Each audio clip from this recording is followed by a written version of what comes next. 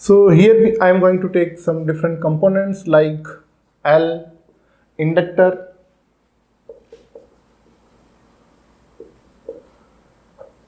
C, capacitor, R, resistor, and maybe different diodes, triodes, and transistors, OPMP, operational amplifiers, voltage sources, generally we call it E or V. So different components, right? So they all somehow provide some resistance in the path of current, some opposition in the path of current. So let us talk about the impedance in general. We will designate this impedance by the Z value. Hindi में बोलते हैं प्रतिबाधा. So what is this? Here bracket, overall opposition of a circuit to the current Z. So different impedance can be divided further into two categories, that is one resistive impedance and the second is a reactive impedance.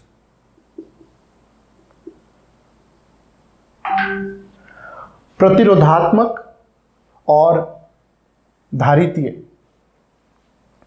प्रेरणिक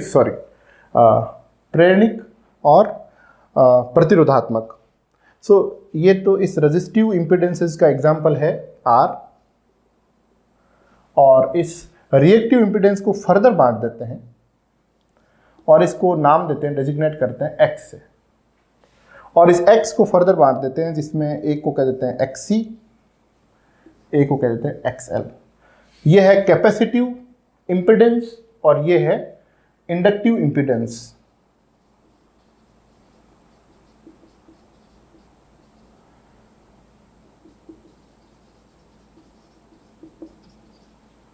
capacitive Z कह दो इसको और inductive Z. So this XC equal to 1/ωc and this XL equal to omega times L. So this is what all about the impedance of a circuit, कि उसको किन किन भागों में डिवाइड किया जा सकता है, किन किन डिफरेंट कंपोनेंट्स के साथ ये एसोसिएटेड होता है. तो ये रिएक्टिव इम्पीडेंस हो गया. Now you can see here that the impedance which is frequency dependent is known as reactive, because the value of the impedance depends on the frequency of the applied source. बाहर से जो भी आपने source apply कर रखा है उस source का कोई ना कोई फ्रीक्वेंसी होगा. उस फ्रीक्वेंसी की वैल्यू के अनुसार जो कंपोनेंट्स अपने इंपीडेंस को वेरी करते हैं, that is known as reactive impedance. जबकि इस तरफ क्या है, रजिस्टिव इंपीडेंस. रजिस्टिव इंपीडेंस में कोई फर्क नहीं पड़ता कि आपने किस फ्रीक्वेंसी का वोल्टेज सोर्स या एनर्जी सोर्स अप्लाई कर रखा है, ये उससे क्या है, इंडिपेंडेंट है. मींस इसकी वैल्यू हर एक फ्रीक्वेंसी के लिए क्या रहेगी, आर ही रहेगी. जबकि यहां पर आप देख सकते हैं, as you going to increase the frequency of the source, the impedance provided by this capacitive element is what going to be decreased, right? As omega increase, XC decrease. Like here, when you increase the frequency of the applied source, omega increase. What is here? XL increase.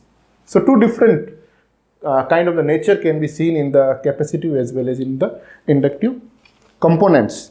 Okay, come to the second. We are going to just take the different definitions today.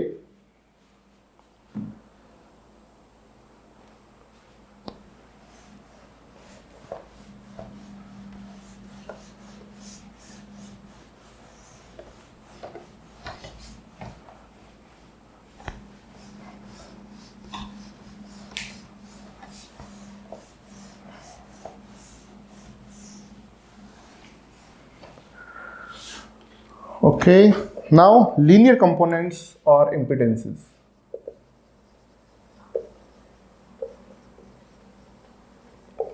We have listed different components, electrical components, electronic components. Now we are going to see linear components, a different kind or different type of the components.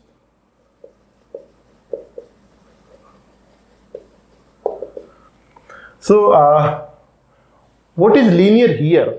The linearity is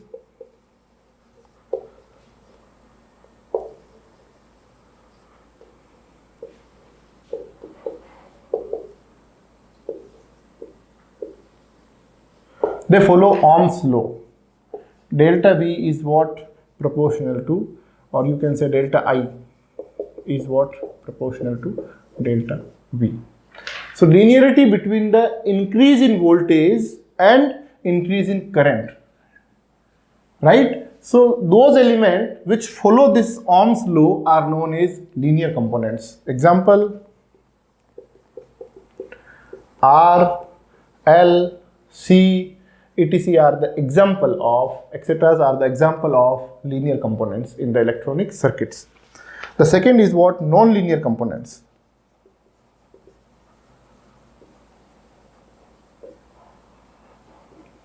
Or impedances.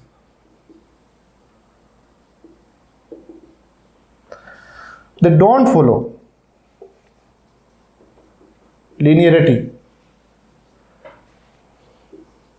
means Ohm's law. And examples are diode, triode, transistors, op-amps, and so on. So they all are the examples of non-linear components. You cannot directly apply the Ohm's law, V equal to IR, in these type of the non-linear components. Now we are going to a very important point: sign convention. Sign convention in electronics.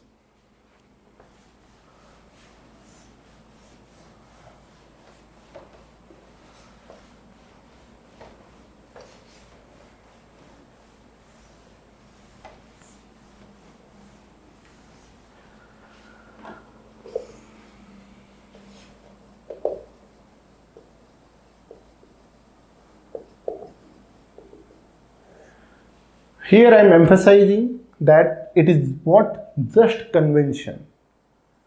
Just convention. There is no logic and no physics behind that. You can take the opposite, right? But for the simplicity and for the sake of commonness, we are taking this sign convention here.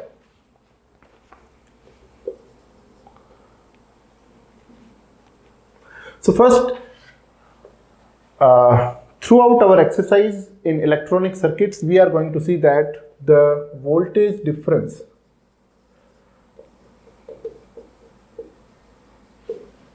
delta V at each and every point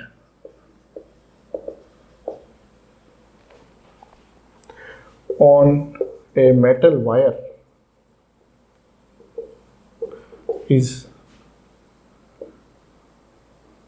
always. Now you can write the voltage difference at any two different points on a metal wire is always 0. So delta V equal to 0. You can write V2 equal to V1 in that case. जहां भी हम metal wire का use लेंगे, जैसे suppose करो यहां पर इस तरीके से कोई ये आपने यहां पर कोई बैटरी लगा रखा है, V वोल्ट का, ये R रेजिस्टेंस है। तो देखिए यहां जो ये कनेक्टिंग वायर्स हैं सर्किट में, जहां भी आप देखेंगे वो सब क्या है? कनेक्टिंग वायर्स, मेटल वायर्स है। तो आप यहां पर मेटल वायर्स और कनेक्टिंग वायर्स भी कर सकते हैं ऑब्लिक करके। So they all are made up by the connecting wires, all are made up by the metals like is copper, silver and so on.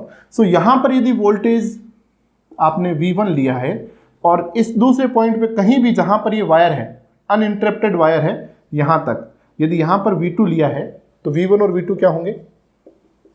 Same होंगे। ऐसा हम इसलिए मानते हैं कि हम मानते हैं कि जो मेटल्स का रेजिस्टेंस है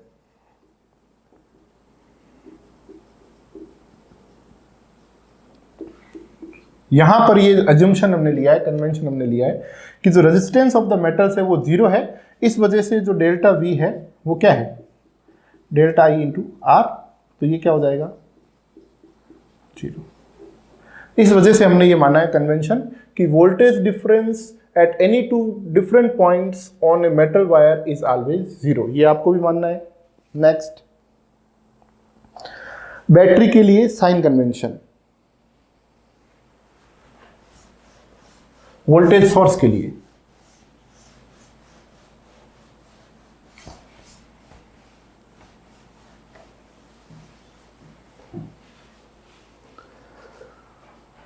for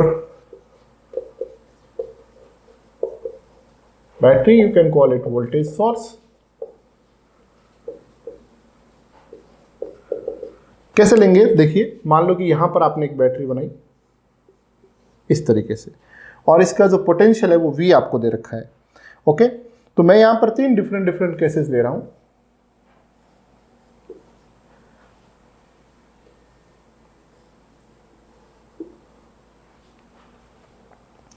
ओके, सो ये बैटरी सेम ही है, 3 अलग अलग केस हैं। अब देखिए, जहां पर मैं यहां पर मान लो एक बार के लिए इस साइड में X मानता हूं, ठीक है, तो मुझे बताइए कि यहां पर इस टर्मिनल पर, इन्हें क्या बोलेंगे? फिजिक्स की लैंग्वेज में हम बोलेंगे टर्मिनल्स। बैटरी के 2 टर्मिनल्स हैं, तो battery is a 2 terminal device. तो इस टर्मिनल पे यदि कोई वोल्टेज X है तो यहां पर कितना वोल्टेज आएगा? तो यहां पर वोल्टेज आएगा X माइनस V। तो जो कन्वेंशन है वो क्या है? आप बैटरी के जिस टर्मिनल से बाहर निकलते हैं, by which terminal you exit from the battery, आप कहां से कहां आ रहे हैं? इस तरफ आ रहे हैं। प्लस से कहां आ रहे हैं? माइनस। तो एग्जिट कहां से कर रहे हैं? माइनस से एग्जिट कर रहे हैं। उतना वोल्टेज डिफरेंस आपको दिखाई देगा। तो वोल्टेज डिफरेंस x के अंदर कितना आएगा? x minus V। तो आप अभी भी देख सकते हैं इसके अंदर टोटल वोल्टेज क्या है बैटरी का? V ही है। तो यदि यहाँ पर x है तो यहाँ पर x माइनस V जो है वोल्टेज रहेगा। ये आप जब सर्किट एनालिसिस की प्रॉब्लम सॉल्व करेंगे तब एक तरफ आपके पास कोई वोल्टेज होगा तो आप उसे बाहर कैसे निकलेंगे या दूसरी तरफ कैसे निकलेंगे? तो जिस टर्मिनल से बाहर निकलते हैं उस टर्मिनल के वोल्टेज के साइन के बराबर आप, तो इस नेगेटिव टर्मिनल से निकले तो आपने ये माइनस V किया। अब देखिए, सपोज करिए यहाँ पर आपने इस बार V मान लिया, ठीक है, तो बताइए यहाँ पर कितना आएगा? अब यहां जितना भी था, आप इस टर्मिनल से निकलना चाह रहे हैं तो V माइनस V, क्योंकि ये भी बैटरी का पोटेंशियल क्या है? V। तो यहां पर क्या आएगा? 0। इस टर्मिनल पे मान लो X प्लस V है। ओके, तो यहां पर कितना आएगा? X plus V minus V, यानी कि X। अब you can take it from this way. यदि यहां पर X है, उल्टा देखते हैं, यहां से यहां लिया, यदि यहां X है तो यहां कितना होगा? तो इस बार किस टर्मिनल से बाहर निकल रहे हो? यहां पर प्लस टर्मिनल से बाहर निकल रहे हो। तो जो ये लोअर पॉइंट का वोल्टेज है टर्मिनल का, उसमें क्या करोगे? इस टर्मिनल से बाहर निकलने पर प्लस कर दोगे। तो यहां से यहां और यहां से यहां आने पर आप दोनों तरफ देख सकते हैं, यहां से जा रहे हैं तो x से x प्लस V, नीचे आ रहे हैं तो x प्लस V से x। तो ये साइन कन्वेंशन हम लोग बैटरी के लिए मानेंगे।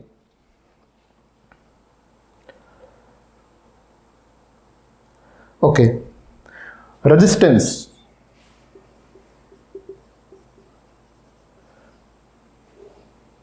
तो मैंने यहां लिखवाया नहीं है, आप ध्यान रखेंगे लैंग्वेज के हिसाब से कि जिस टर्मिनल से आप बाहर निकल रहे हैं उस टर्मिनल के हिसाब से आपको जो है वोल्टेज चेंज करना है। रेजिस्टेंस क्या है? मान लो कि ये रेजिस्टेंस है, इस बार वापस वही लेते हैं, एक रेजिस्टेंस पहले मैं यहां बना देता हूं, ये एक रेजिस्टेंस है, ठीक है, और इस रेजिस्टेंस में मान लो कि यहां पर एक करंट I एंटर हो रही है और रेजिस्टेंस की वैल्यू जो है वो R है। तो यहां कन्वेंशन क्या है? साइन कन्वेंशन,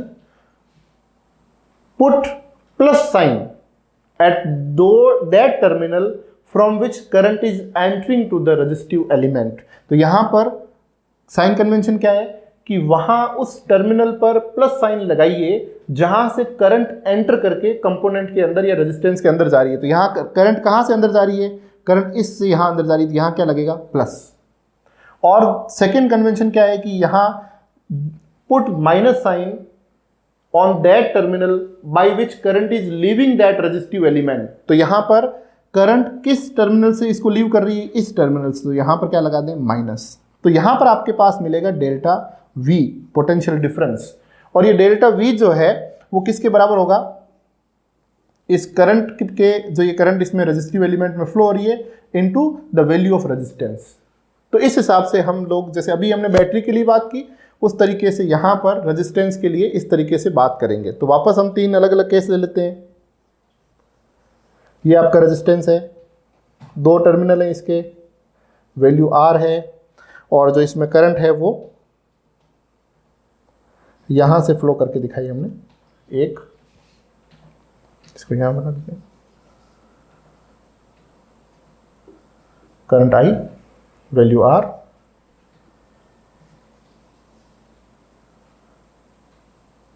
करंट I और वैल्यू R।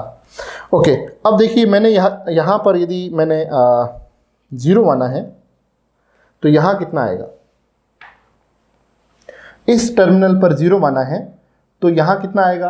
तो आपने अभी देखा, क्या करेंगे, करंट कहाँ से एंटर कर रही है, करंट यहाँ से एंटर कर रही है, प्लस लगाएंगे।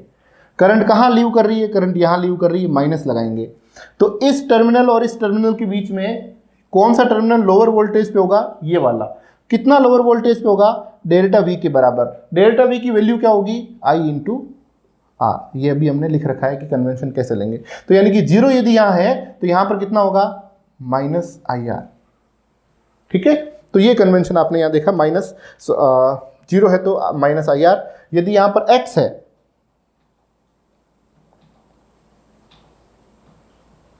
तो कितना आएगा, अगेन वही डेल्टा वी एक्स माइनस, तो यहां पर I इंटू आर, तो यानी कि यहां आएगा इस बार x माइनस IR। और यदि इस तरफ आपका x प्लस IR है तो कितना आएगा ऊपर, x। तो आप इसको दोनों तरफ से देख सकते हैं, जैसे अभी देखा आपने। यदि इस तरफ x है तो आप यदि करंट के उल्टी डायरेक्शन में चलते हैं, करंट के उल्टी डायरेक्शन में जा रहे हैं, तो पोटेंशियल बढ़ता है। यहां पर क्या है, माइनस, यानी कि लोअर पोटेंशियल है, ये हायर पोटेंशियल है। तो यहां पर आप जब पोटेंशियल लिखेंगे इस टर्मिनल पे, यदि आप इस डायरेक्शन में जा रहे हैं तो आपको ऐसे लिखना है x प्लस IR। तो इस पॉइंट पे आप आ जाएंगे इस टर्मिनल से। तो ये है रेजिस्टेंसेस के लिए साइन कन्वेंशन। ओके, अब थोड़ा सा और काम करते हैं रेजिस्टेंस के लिए। ये साइन कन्वेंशन था, क्योंकि हम बहुत बेसिक से ले रहे हैं तो आपके लिए मैं कोई चीज जो है वो छोड़ना नहीं चाह रहा।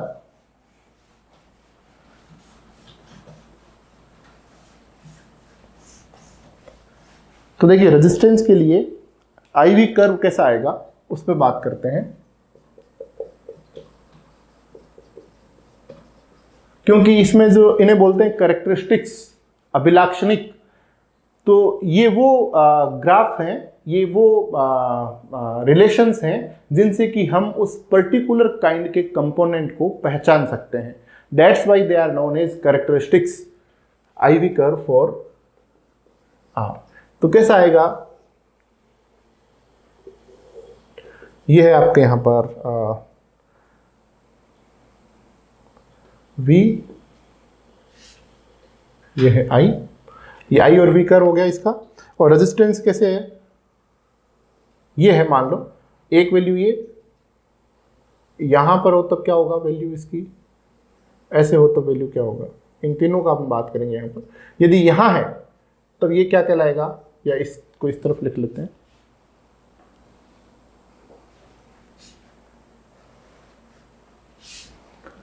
यानी कि आपका रेजिस्टेंस इस तरीके से चेंज हो रहा है कि बिना वोल्टेज को चेंज किए ही करंट बढ़ रही है। तो ये जो है आपको क्या दिखेगा, R equal to 0, short circuit.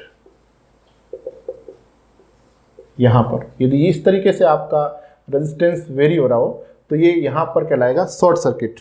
और इसका जो यदि हम फिगर बनाना चाहें तो यदि इनिशियल फिगर में यहाँ बनाऊं, ये आपका फिगर है, और यदि इस तरीके से रेजिस्टेंस चेंज हो रहा है तो आप कैसा लिख सकते हो इसको, ऐसे, ये शॉर्ट सर्किट इसके लिए, ठीक है। इसके लिए क्या है, यदि रेजिस्टेंस ऐसा चेंज हो रहा है कि आप कितना भी V बढ़ा लो करंट में कोई चेंज नहीं दिखाई देगा, तो ये लगेगा आपको कि इनफाइनाइट रेजिस्टेंस है। इसके लिए जीरो रेजिस्टेंस, इसके लिए इनफाइनाइट रेजिस्टेंस, और इस जो इनफाइनाइट रेजिस्टेंस है उसको हम यहां पर नाम देंगे एक स्पेशल, जैसे यहां पर क्या नाम दिया, R = 0 शॉर्ट सर्किट, यहां पर नाम देंगे ओपन सर्किट, ठीक है। तो यहां यदि ये इनिशियल फिगर हमने ये लिया, कोई रेजिस्टेंस यहां पर जुड़ा हुआ है, इसमें कोई करंट I फ्लो हो रही है, इसका वैल्यू R है, तो ये इस समय ऐसा होगा, इस समय कैसा होगा, या आप इसको ऐसा लिख सकते हैं सीधा ही, ये है आपका ओपन सर्किट, बीच में कुछ नहीं, ठीक है। तो मीनिंग क्या है इसका, इसका मीनिंग है, ओपन सर्किट का मीनिंग है कि डेल्टा V क्या है, वो तो कुछ फाइनाइट होगा, ये बच्चों का कंफ्यूजन रहता है, और जो I है वो 0 होगा सर्किट में। यहां और यहां इन पोटेंशियल्स पर कोई वोल्टेज डिफरेंस हो सकता है, डेल्टा V हो सकता है, ये प्लस हो सकता है, ये माइनस हो सकता है, आपको ध्यान रखना है इस बात का। तो बच्चे ये सोचते हैं कि ओपन सर्किट है वोल्टेज डिफरेंस भी 0 होगा, नहीं, ओपन सर्किट का हमेशा मतलब है करंट 0 होगा, क्योंकि सर्किट इनकम्प्लीट है, सर्किट ब्रेक है, सर्किट कंप्लीट नहीं है, यहां पर क्या है, ओपन है। तो ओपन रहने का मतलब इनफाइनाइट जो है वो करंट रेजिस्टेंस है, इस वजह से यहां पर कोई भी करंट फ्लो नहीं होगा, I = 0 इसलिए, लेकिन डेल्टा V फाइनाइट हो सकता है, ठीक है। यदि कोई सोर्स इधर लगा हुआ है तो यहां पर बिल्कुल आपको डेल्टा V यानी कि पोटेंशियल डिफरेंस दिखाई देगा। सेकंड, यहां पर क्या है, इसका मीनिंग है ओपन सर्किट, शॉर्ट सर्किट का, कि डेल्टा V = 0, I फाइनाइट। देखिए यहां पर क्या है, जो वोल्टेज यहां पर है, क्योंकि वायर है, और अभी हमने बात की कि मेटेलिक वायर्स के बीच में कोई पोटेंशियल डिफरेंस नहीं रहता, तो यहां पर जो पोटेंशियल है वही यहां पोटेंशियल है, यानी कि ये दोनों टर्मिनल्स के ऊपर पोटेंशियल डिफरेंस क्या आ गया, 0। लेकिन यहां पर करंट फाइनाइट हो सकती है, I यहां पर हो सकता है, तो इसलिए ध्यान रखेंगे, शॉर्ट सर्किट का मतलब है delta V = 0, I can be finite, I can take finite values. तो ये यहां पर रेजिस्टेंस को हमने सॉल्व किया इन दो एक्सट्रीम कंडीशंस के लिए। अब देखते हैं कि नॉर्मल कंडीशंस में क्या होता है, ये तो एक्सट्रीम कंडीशंस है, ये R = 0, R = infinite. Normal condition में यहां पर आपको ये दिखाई देगा 1/R, ये है V/I, इसका मान जो होता है वो होता है R। यहां पर क्योंकि हमने I y एक्सिस पे लिया है, V x एक्सिस पे लिया है, तो हम कहेंगे कि जो स्लोप है वो यहां पर इसका रुकी 1/R है। तो ये यहाँ पर स्लोप आप देख सकते हैं, यदि थीटा से बात करते हैं तो ये इसको एक्सप्लेन किया जा सकता है। ओके, तो इसके लिए कैसा सर्किट होगा, इसके लिए ऐसा सर्किट होगा, फाइनाइट वैल्यू ऑफ R, और सर्किट होगा इस बार,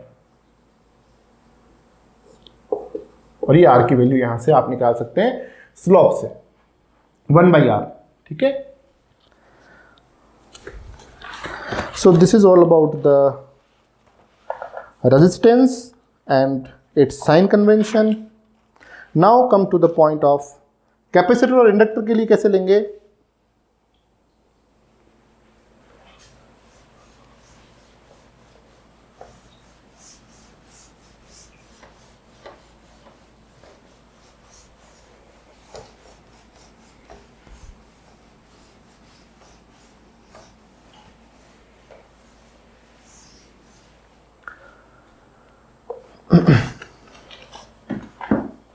अब बात करते हैं कैपेसिटर के लिए।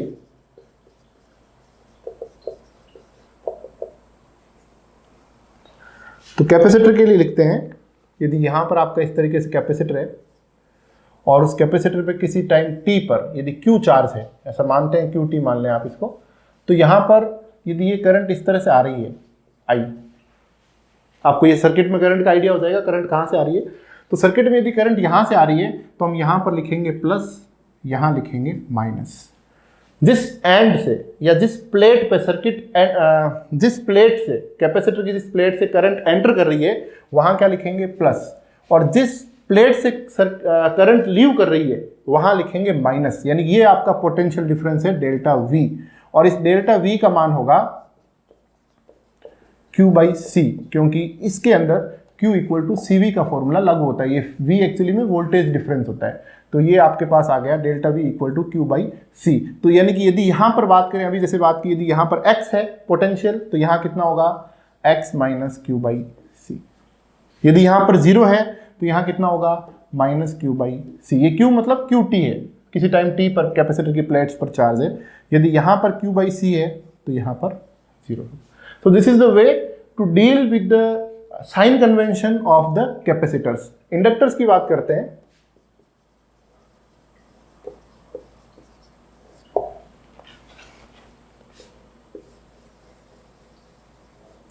यहां पर करंट I एंटर कर रही है, जहां करंट एंटर I करेगी वहां पर प्लस, जहां से करंट लीव करेगी वहां पर माइनस। इसके बीच में क्या है, एक डेल्टा V है। मतलब ये वाला पॉइंट पॉजिटिव नेगेटिव नहीं कहेंगे हम। Again I would like to emphasize here, I would like to pause here and want to give emphasize that this is not plus and minus. We should not call it plus and minus. We should call it higher potential, lower potential. This terminal has higher potential than this another terminal. They both can be negative. They both can be positive, right? But this is more positive than this, means than that terminal. So not positive, negative, higher potential, lower potential. Okay, so this delta V is what? L di by dt. So that's why some people write it minus L di by dt, right? So if here is what x, then it is what minus L di by dt. If this is 0, then this is what, sorry, if this is L di by dt, then this is what 0. तो यहां से एक चीज तो आपको समझ में आ गई है कि this capacitor and inductor behaves in opposite way in the electrical circuits और इलेक्ट्रॉनिक सर्किट्स। कैसे आपको दिखाई दे रहा है, यहां पर क्या है, di by dt means variation in current with respect to time, or you can call it change in current with respect to time. Suppose that there is no change at all in the current value, then what is this value di by dt? Perfectly 0. So what is this delta V? Perfectly 0. Di by dt equal to 0 means it is a pure DC current. So for the pure DC currents, these inductors provide no voltage difference. That means no voltage difference means delta V equal to 0, और delta V equal to 0 किसके लिए था, अभी हमने देखा metal wires के लिए था।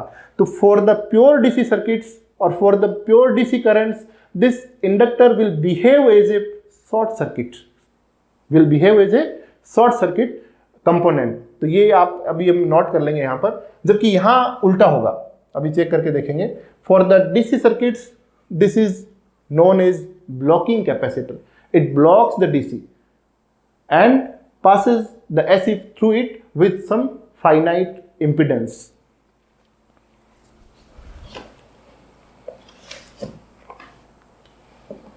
So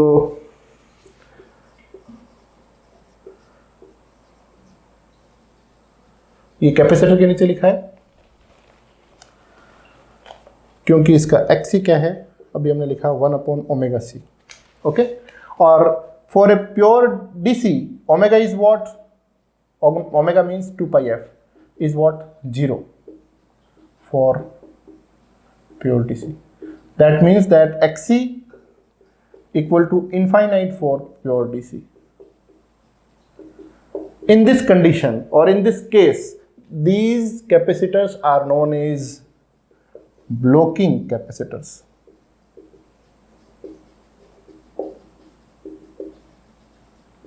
Capacitors have many different roles in the electronic circuit. If they blocks the DC from the one phase to the next phase, or from the one step to the next step of the circuit, then they are identified as or known as the blocking capacitor. And sometimes they are also known as bypass capacitors because they bypass the AC through it. तो यहाँ पर लेकिन ऐसा है, इसलिए इसको ऐसा बोला हमने.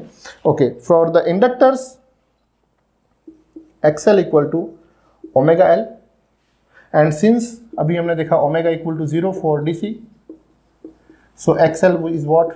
0. XL 0 means there is no impedance at all. There is no oppose of the DC currents through the inductors. So what we can write here?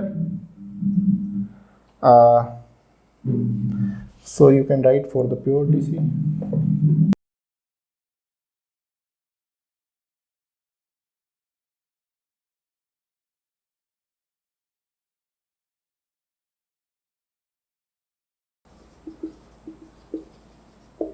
Short circuit element.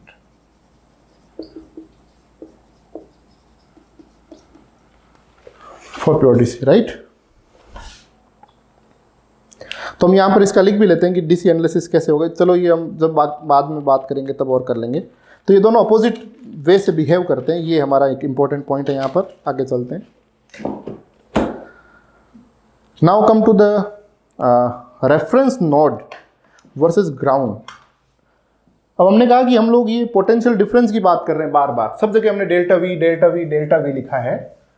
तो with respect to whom or with respect to which point? So we should define a particular point in the circuit with respect to whom we can define or we can talk about the voltage difference, because voltage is what? A purely relative quantity.